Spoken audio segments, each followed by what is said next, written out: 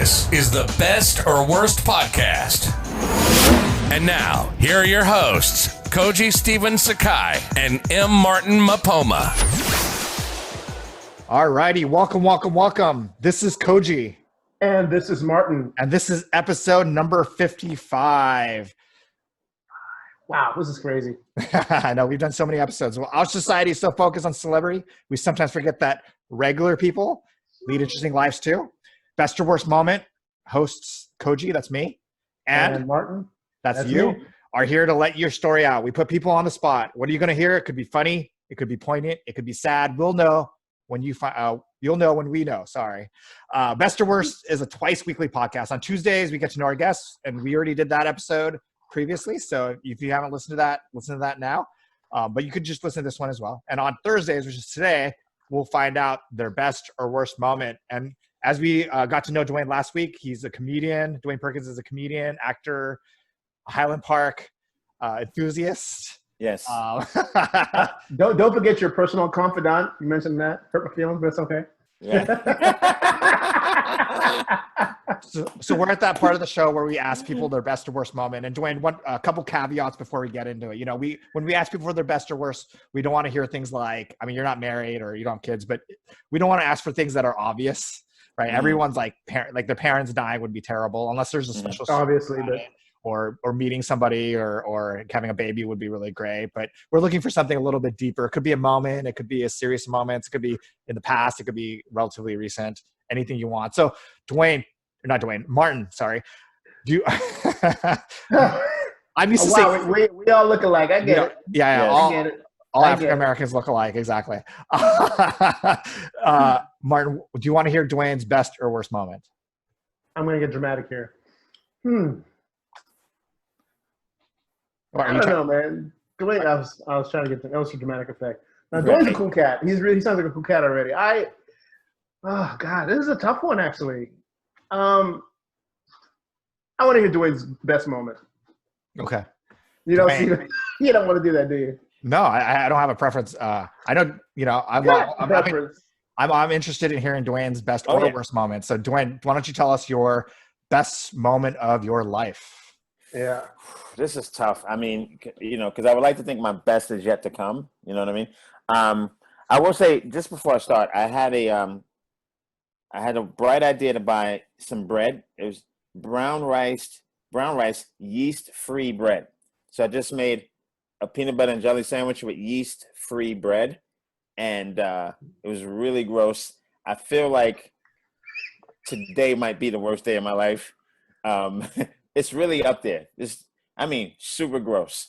Wait. Keep going. Well, that's like the what are those people that can't eat gluten? The gluten-free desserts are terrible.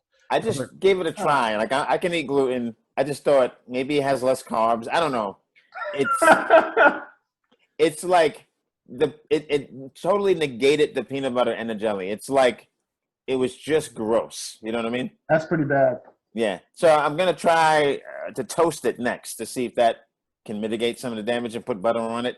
But little itty bitty slices of bread, really gross. And I like matzah, so I don't know. I'm not sure where I went wrong. But I just wanted to say that because I want to warn people. Unless you have a medical condition, do not try yeast-free brown rice bread. Okay. That just doesn't see how the hell is your bread gonna rise? That doesn't make any sense to me. Yeah, it's crazy. It's crazy. So far as the moment goes, it's hard to focus on one. So I may have to cheat and give you two. Because I thought it was best day, right? So if it's moments, there's definitely... It could be your best day. It's up to you completely. Okay. If there's moments, there's three moments that stick out. And it's sort of like, so my Rosebud moment, and when I say Rosebud, it's like the movie Citizen Kane. Oh, we get it. Yeah. For the people listening, so the last thing, this rich guy had everything in the world, and on his deathbed, he says Rosebud. And I don't want to give away the movie if you haven't seen it, but it's basically his happiest memory was something that happened way before the money and all of that. So for that, my Rosebud moment is when I was a kid. I want to say it was, I forget which birthday, but it was like, 7, 8, 9, somewhere around in there.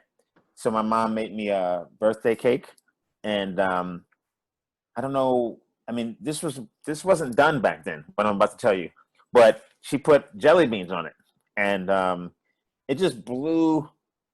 It just really blew my mind. Like, you know what I mean? Yeah, that's cool. Yeah, she put jelly beans and some other candy, and it just was like outrageous. Like the next year, that was like I couldn't stop talking about it. And she was smart because she didn't do it again. So it just stood out as this sort of like, and it was true inspiration on her part. I think, like at the last second after she made the cake, frosted it, she said, "You know what? Let's do this." And all the kids that were there, my friends, we just complete mind blown, like just super happy, sugar and then more sugar. You know what I mean? And yeah, so that's really one of my happiest moments, and it's like didn't cost anything. I mean, I'm sure. How old were you? That's cool. How old were you when this was? Which birthday? I would say probably 8. Yeah. Okay. Yes. Between 7 and 9, I think it was around there. Maybe even 6, but it was one of those birthdays, one of those like early preteen birthdays that you would still remember. So that's really one of my. I love that moment. Another kind of moment I really like. It snuck up on me, okay? Because when I was in Boston, I showcased for this comedy festival. I definitely did like the best, but I may not have been what they were looking for. But in terms of who got the best response from the audience, it was me, right? And this guy who came into town, he kind of like, it was almost like a waiting for government kind of thing. He just sort of like, he just completely took the hierarchy, the comedy ranking, and just upended it. Because whoever he gave attention to, whoever he said, "You can come to my festival," or whatever, all of a sudden that person is sort of vaulted into the pole position. And it felt like he knew that, and it felt like he purposely picked people who weren't really that funny.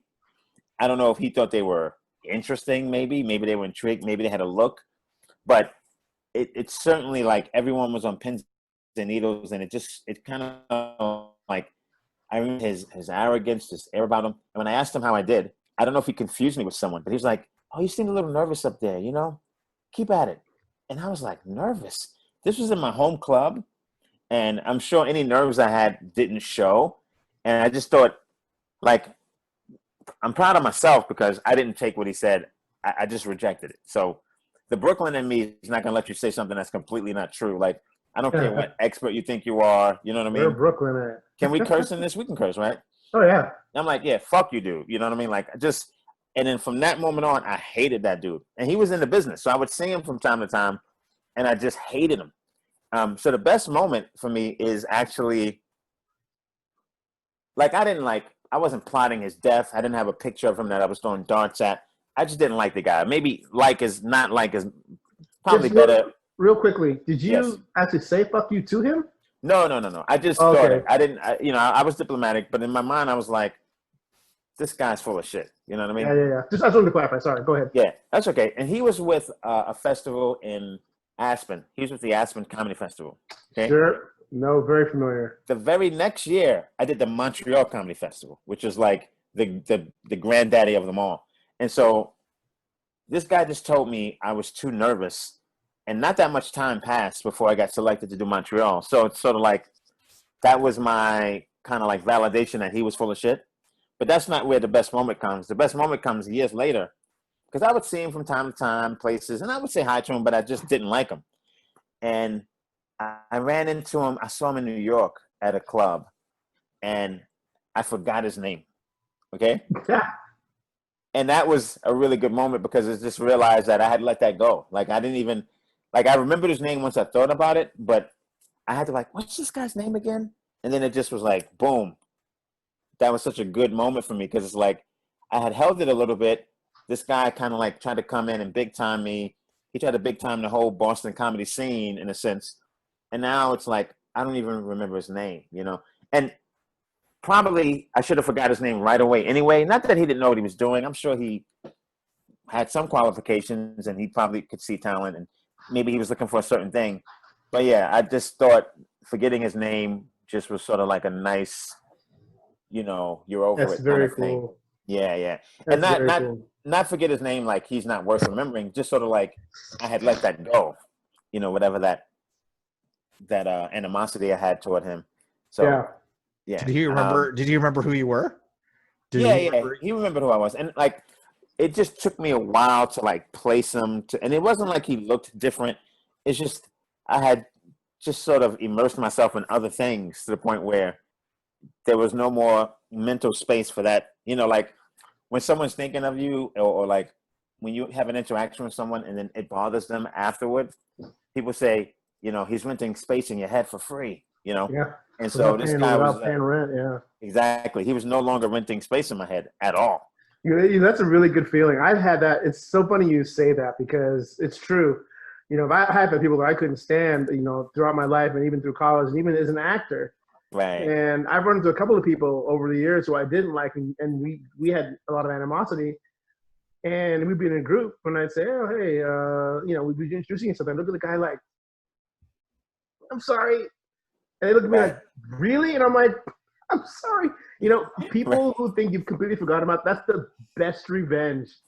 Right. It's the best. Right. And especially when it's not contrived, it really is. Yeah. No, exactly.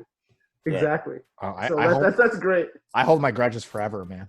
You know what? I got to be honest with you. I would say that I'm the same way. I hold a lot of my grudge, but I've over the years now, I've actually had a couple of girls I had dated in the past where I was like, "Oh, what's her name again?" "Oh, that's right." And then I'm like, "Wow, I forgot her name," and that's like liberating. It's completely liberating. Yeah, and it only happens because you just let other things replace it. You let other things. Yeah, other grudges. You're right. I'm mad at someone else for something even more important and bigger. I think a lot of it is it's like a hard drive. People will commit some sort of heinous crime and they just erase everything on their hard drive, and it's like that doesn't do it. The FBI can still get all that information. You have to put other stuff on top of that. That's the only time it's really erased. Yeah. So when you hit erase, it's not erased. It's just the computer's like, okay, well, this space is now allocated and it's free, but it's still there. I gotta write that down. Yeah, it's still there. So if there's something on your hard drive you want no one to see, you have to erase it, and not only format the hard drive, you have to literally replace, like, put something else on it. So now it's really done. Like you have to write over it. I need some suggestions. I'm just saying, I'm asking for a friend because Right. I think you could just take like a movie and just copy it over and over and over and over again until the hard drive is full. Something like that. Because this little guy who gets walked past loves getting daddy in trouble for no reason at all. Right. Man. Right. Well, you said there's a third. You said there's a third one. Mm-hmm. Well, the third one is like sad but happy too. When I think about my life, when I moved to Boston, so I'm from New York, grew up in New York, college in New York, and raised by my grandmother, but really close to my mom and grandma. Like, I saw them both all the time. And when I moved to Boston, and I'm the oldest sibling. I'm 11 years older than my brother. Okay. And on my mother's side, I was 9 years older than my next cousin. So it was kind of me, you know what I mean? Yeah. On my mother's side. And so we packed up a van and took all my worldly possessions to Boston. Everyone came because the van, I didn't have that much stuff. So everyone came, all my siblings, my cousin, one of my first cousins, my aunt, my stepdad, like we all just packed in this van. And my uncle, we went up to Boston. And it was just a great thing, like finding my apartment, them seeing that I'm all set. And it was really a super happy moment. Everyone was fine until like the time when they all had to leave. And I think it was just it just hit everybody, like the gravity of like what it was, and even because my siblings, they all stayed in the New York area too. And so for me, it was just sort of like, this is it. And then like just on cue, it's almost like a director told us to, like my mother started crying. I started crying. My aunt started crying. It was just sort of an end of an era. But I say it was happy only because, like, at least they were all there to see it, and be a part of it. And I kind of like, I guess you're never in the clear in this life. You always got to stay focused and stay diligent. But that was kind of like, okay, he made it out the hood. You know what I mean? Yeah, that's that was cool. kind of like the official.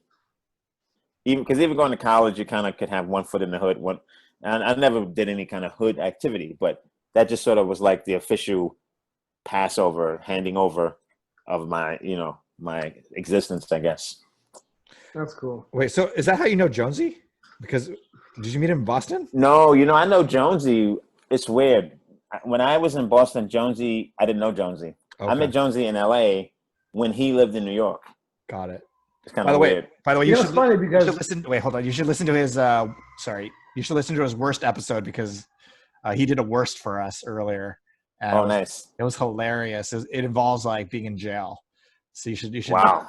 You should take a listen to it. And he met a pimp in jail that helped him out. And he's like he was like the white, basically hot girl that walked into the jail in like I think it was like Kansas or Iowa or something. No, it was Kansas. It was Kansas. Yeah. That's one of the best stories ever. You have to listen to that one. I'll check it out for sure. Sorry, Mark. Jonesy's the homie. No. I was just gonna say because you spent a lot of time in Boston. Does the name Jen Salata ring a bell to you? I know Jen Kirkman. How do you spell that last name? Celotta. Jen's a real good friend of mine, but she went to school in Boston, and she's a writer as well. But we actually had her on the show. Her episode is aired already, right, Koji? Yeah, a long time ago. Yeah, it has. But she was a writer for The Office. Nice. Writer, director, producer. Writer, director, producer. She wrote for The Office for 3 years, and then her last year there, she ran. She was a showrunner. Oh, nice. But she did Cobra Kai. She directed a few episodes of Cobra Kai. Dope! I love Cobra Kai. That's the only reason I have YouTube. Yeah, Space Force. Me too. Yes. Space Force. Nice. Anyway, but she's when you mentioned Aspen, I want to say she'd gone to the Aspen Comedy Festival a couple of times as well. But it seems like it just seems like you guys might have run into each other in one way or another. And we may have actually. We may have. I mean, you say The Office. I mean, we definitely know people in common for sure. Yeah, she's an awesome human being. That was the most random. Hey, Dwayne, do you know anybody? This guy named Mark. He's from New Jersey. No. How do you not see that connection? How do you not see the connection? He's a writer in comedy and from Boston. She's from Boston too. But Jen does different kind of comedy. She does like TV comedy, which is different than Dwayne does more like stand up comedy. Which I get that. But there's always some kind of overlap one way or the other. Okay, absolutely. Sorry. Because she's a writer as well. And he's a writer, even though you don't write comedy for TV. Sorry, Martin. No. I mean, I do. I haven't been paid to write it yet, but I do. Yeah, I haven't been paid to write it yet. Absolutely. I feel like he was saying that you're not quite there with Jen yet. That's what I got out of that. No. I say actually, Dwayne, your Netflix special was super. I mean, like that I was a part of, but it was really, really successful. I mean, I remember so many people of mine were like, I was watching this comedy special, and all of a sudden I saw your name. And how do you know this guy? I got that. I got that more. So you have a special on Netflix too? You had it for a long time. Yeah. It was on Netflix for 2 years. They licensed it. Now it's on Stars and Amazon. But it's still on Netflix, though, right? It's not on Netflix now. It was, but they didn't relicense it. So instead, Stars got it. Stars and so Stars has it, and now it's also on Amazon.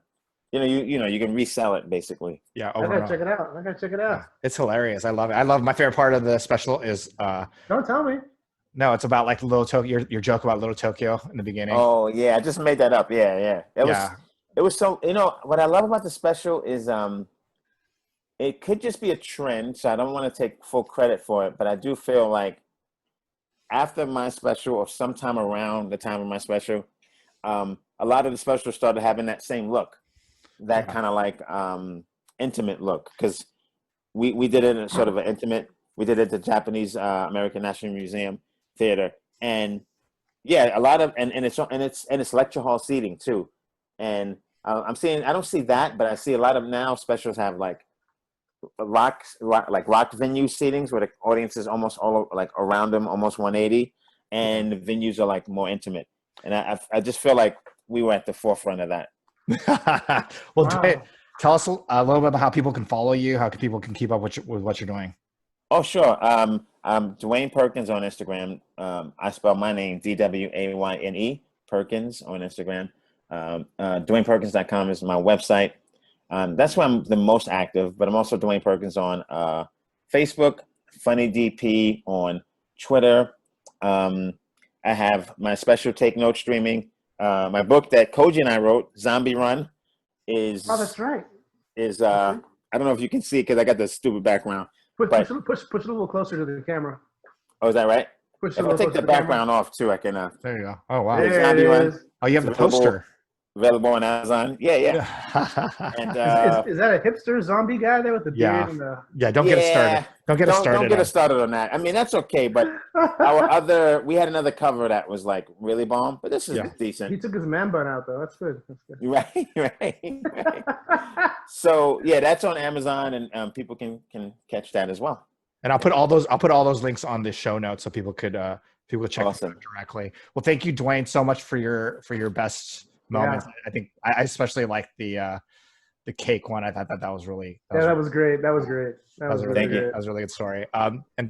And I think to this episode, we're going to talk about texting your friends. So, one of the ways you can help a show is to just let people know about the show. And that one of the ways to do that is by texting somebody and telling them about the best or worst and why you like it and why they should subscribe to it. So Awesome.